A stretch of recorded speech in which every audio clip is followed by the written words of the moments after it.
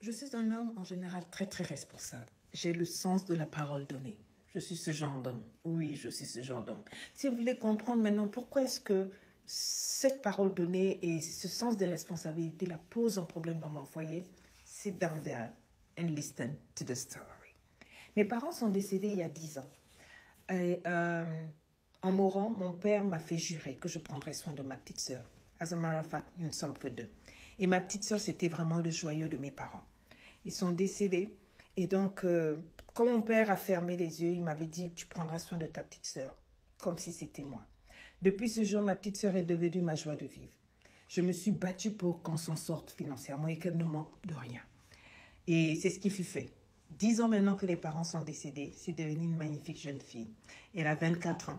Et je l'ai accompagnée le long de son parcours scolaire. Je me suis battue du mieux que je pouvais pour nous. Et on peut dire que non seulement j'ai réussi pour elle, mais j'ai réussi aussi financièrement.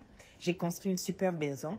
Mais à cause de mes grosses responsabilités, je voyage beaucoup, je fais des conférences partout dans le monde, je suis dans le monde de la business, l'entrepreneuriat, les startups et tout.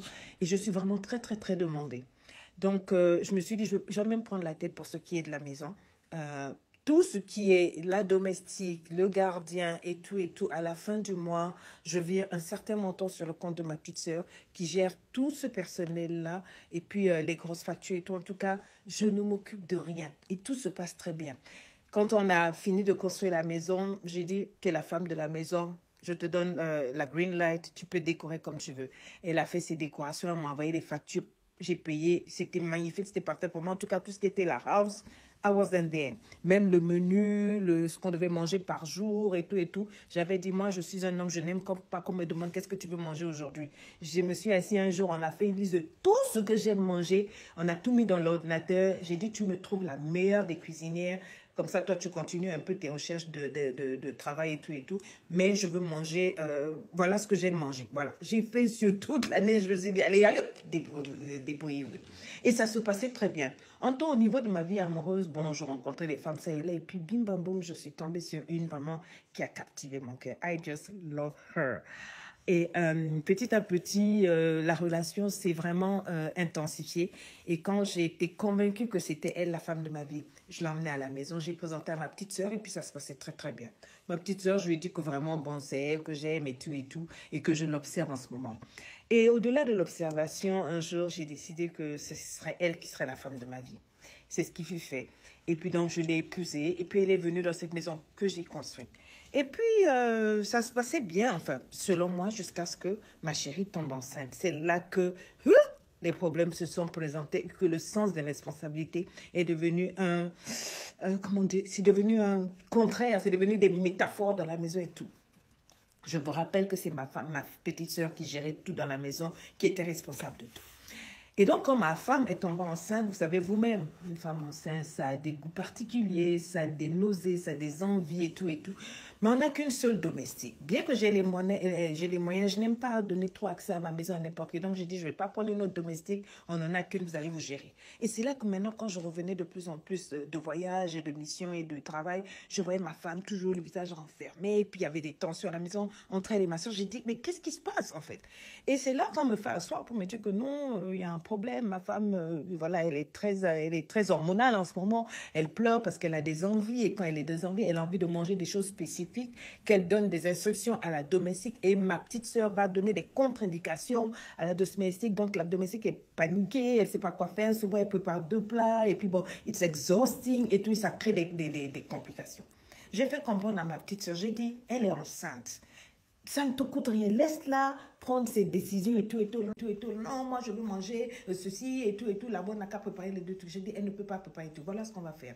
J'ai voté un budget. J'ai augmenté l'argent que je donne à ma soeur. J'ai dit, voilà, avec ça, tu peux commander ce que tu veux. Tu peux préparer ce que tu veux. Tu es grand, tu peux préparer ou même faire des commandes. Tu as assez même pour manger pendant je ne sais pas combien de temps. Laisse la domestique préparer pour elle. Elle est enceinte. Elle a dit que jamais que elle veut manger ce que la domestique prépare. Je pensais qu'on était clair. Je me suis déplacée. Quand je suis partie, je suis revenue. C'est là que ce jour-là, j'ai vu qu'elles se sont serrées les cols parce que la domestique avait préparé le plat pour ma petite sœur. Enfin, ma femme a donné des instructions à la domestique et la domestique, derrière, ma petite sœur est passée pour lui dire que non, c'est pas ça et qu'elle voulait manger ça. Et donc, elle a menacé la domestique qu'elle avait recruté elle. Et donc, la domestique a fait ce que ma petite soeur voulait manger. Pendant ce temps, ma femme attendait. Et vous imaginez, vous-même, quand c'est des femmes enceintes, quand elles ont une envie là. Donc, quand la nourriture est arrivée, que c'était pas ça, elle s'est mise à pleurer. Mais je suis venue, j'ai trouvé ma femme avec les yeux mais rougis et enflés. Et là, j'ai dit non. Ça ne peut pas continuer comme ça. Quand j'ai parlé, elle a dit qu'elle a compris. Mais quand je partais, je sais que derrière, il y avait des tiraillements. Mais le vrai problème s'est posé parce qu'un jour, ma femme s'est levée puis elle a décidé qu'elle voulait changer, redécorer la maison, surtout qu'elle faisait la chambre du bébé. Donc, elle a profité pour rechanger un peu la décoration, les fauteuils et tout et tout. C'est là que quand je suis arrivée, mais la maison, elles se sont engueulées. Et ma femme a dit non, là, c'est plus possible. Il est temps peut-être que pour moi, comme j'ai ma famille aussi qui vit, mes parents vivent, on a de l'argent, je préfère aller chez mes parents. Quand tu seras prêt à devenir grand garçon, parce que ta petite soeur, elle est grande, elle a 24 ans, elle peut aller se chercher quelque part. Je ne te demande pas de te séparer d'elle, mais moi, je ne peux pas être dans une maison où je ne peux pas manger ce que je veux, je ne peux pas changer un pot de fleurs et tout et tout. Non, ce n'est pas possible. Là, j'ai dit que ce n'est pas possible. J'ai fait asseoir ma soeur, je lui ai dit, bon, écoute, je suis prêt à te payer un appartement, le logement de ton appartement, même pendant 2, 3, 4 ans, le temps que tu trouves ce que tu veux, mais il est temps pour toi de partir. Elle me dit, non, elle ne veut pas partir. Je lui ai dit, je te donne 2 semaines pour trouver un appartement et après, je ne pourrai pas t'aménager ici parce que ce n'est pas possible. Ma soeur a commencé à pleurer, elle a commencé à me dire, oui, tu te rappelles ce que papa avait dit, elle a rappelé ce que papa a dit, je vous dis, j'ai commencé à revoir ça et là, ma bouche s'est fermée. Mais au bout des 2 semaines, elle m'a dit que non, elle est partie chercher, elle n'a pas trouvé ce qu'elle voulait, je savais que c'était faux. Et là, quand je suis sortie, ce jour-là, je suis revenue, alors elles se sont vraiment chamaillées, j'ai trouvé ma femme carrément au sol en train de pleurer, elle disait qu'elle n'arrivait plus à supporter, là, j'ai dit non. J'ai ramassé les affaires de ma soeur, j'ai appelé un camionneur, j'ai tout mis dedans et puis je suis allée la mettre dans un Airbnb, j'ai dit tu restes là, tu vas rester là jusqu'à ce qu'on trouve, moi-même je vais aller chercher un appartement avec toi et tout, avec toi ces jours-ci, jusqu'à ce que tu trouves ta maison, mais hors de question que tu restes à la maison. Depuis quand j'ai laissé, elle s'est retournée, elle a dit c'est comme ça que tu vas faire à ce que papa a dit.